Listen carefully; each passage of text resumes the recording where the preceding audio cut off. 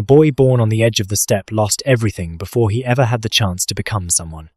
His father was poisoned, his family was abandoned, and the tribe that should have protected him left him to survive in poverty.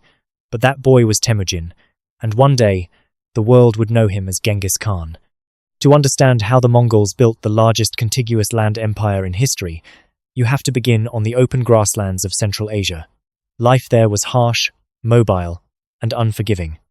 The people of the steppe raised sheep, horses, camels, cattle, and yaks, moving constantly between summer and winter camps.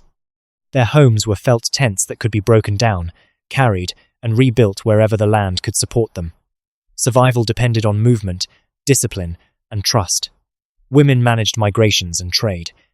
Men became riders and warriors almost before they became adults. And because resources were limited, the tribes fought each other again and again. Temujin grew up inside that world of violence and uncertainty, but instead of being broken by it, he studied it. He understood something other leaders did not. Power did not have to come from bloodline alone. It could come from loyalty. It could come from merit. It could come from the simple idea that a soldier who fought well should be rewarded well.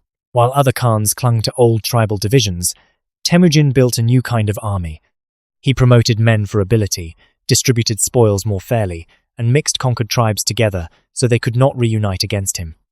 It was a ruthless strategy, but an effective one. By 1206, Temujin had done what no one else on the steppe could do. He united the scattered Mongol tribes and took the title Genghis Khan, meaning universal ruler. To the Mongols, this was not just a political victory. It was a sacred one. They believed the world was filled with spirits of nature and ancestors, all ruled over by the great sky god Tengri. Genghis Khan believed Tengri had chosen him to bring the world under Mongol power. In his mind, conquest was not just ambition, it was destiny.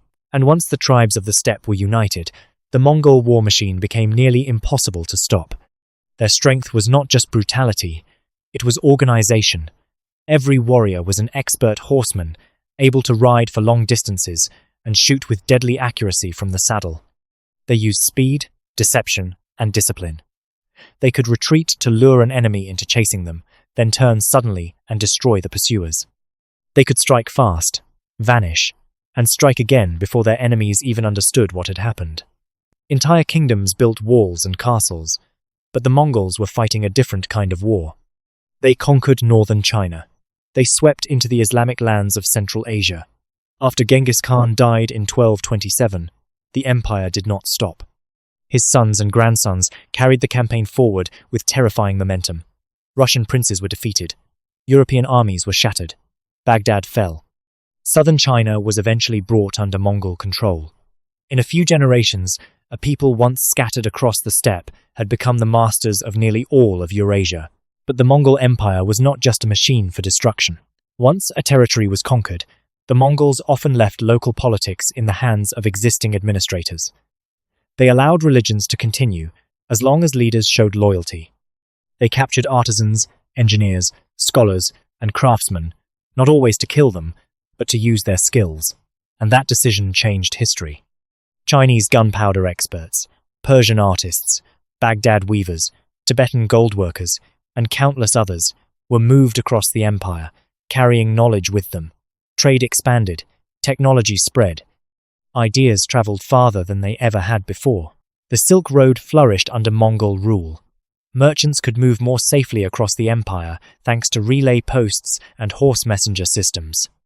Silk, porcelain, gold brocade, paper, weapons, and scientific knowledge flowed between east and west. For a brief moment, much of Eurasia was tied together under one political power, and the world became more connected than it had ever been.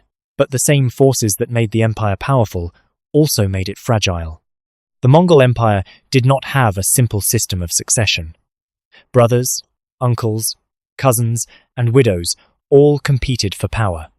After Genghis Khan's descendants inherited the empire, rivalries grew into open civil war. By the 1260s, the unity that had carried the Mongols across continents began to break apart. The great empire split into 4 separate khanates, each following its own path. And yet, even in fragments, the Mongol legacy remained enormous. In China, the Yuan dynasty left a lasting mark on science and culture. In Persia, new architecture and miniature painting flourished. In Central Asia, Mongol rule helped shape future conquerors like Timur and Babur.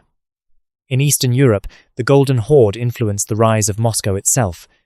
The Mongol Empire did not last forever. No empire does. But in just over a century, it reshaped the map of the world, transformed trade, moved ideas across continents, and proved that a people once dismissed as scattered nomads could rise to command the largest land empire history has ever seen. It began with a boy who had nothing, and it ended with a legacy no conqueror has matched since.